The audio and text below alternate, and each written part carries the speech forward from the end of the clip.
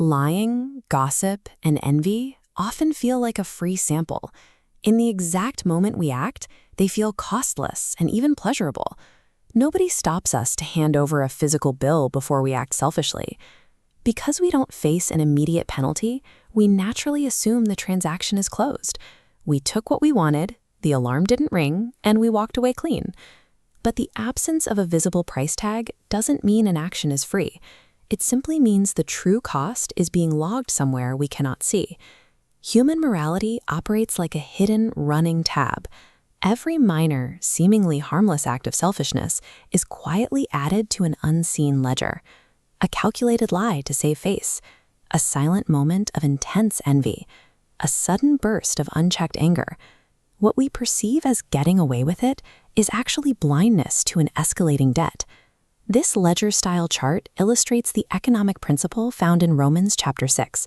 The wages of sin is death. A wage is an earned, accumulating payout over time, rather than an arbitrary, sudden punishment. This spiritual debt comes due in two very distinct ways. We face immediate overdrafts, the instant, visible consequences of our actions, and we face a slow accruing compound interest. That compound interest takes the form of a slow, invisible deterioration of human connection. It accrues over months and years as broken relationships, rising internal shame, and an ever-widening distance from God. Even when an act is entirely private and no one else ever discovers it, the transaction still quietly degrades the internal state of the human heart.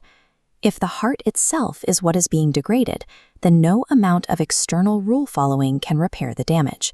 We are left with a deficit that our own moral strength was never designed to cover. To understand exactly how high our spiritual debt actually was, we have to look at the historical reality of the cross as a literal economic transaction. Here we see two parallel data streams illustrating the mechanism of the biblical bailout. Jesus voluntarily stepped in to absorb the accumulated penalty, transferring the lethal debt entirely from our ledger onto himself. This transaction proves two realities at the exact same time. Our debt was far more lethal than we assumed, and God's willingness to absorb it is vastly greater than we could imagine. The final status of this transaction leaves no remaining balance.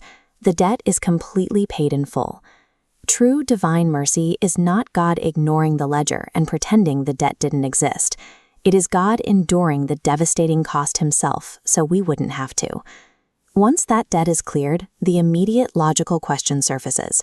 How do I stop myself from racking up new debt all over again?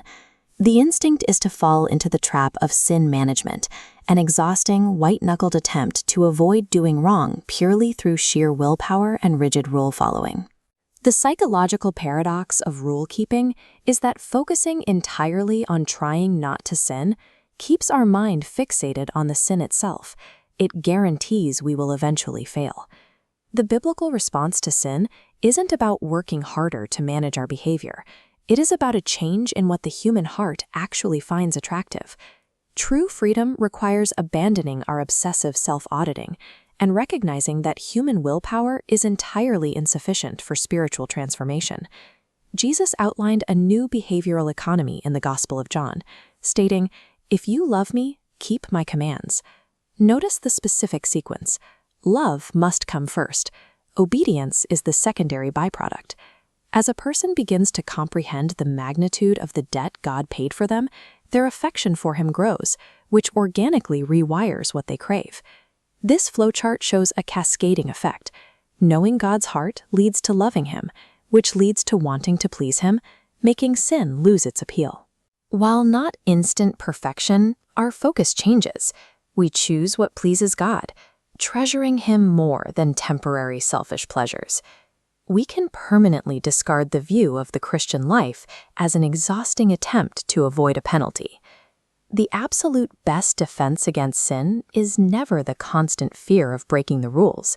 It is falling deeply, irrevocably, in love with the God who paid the ultimate price to set you free.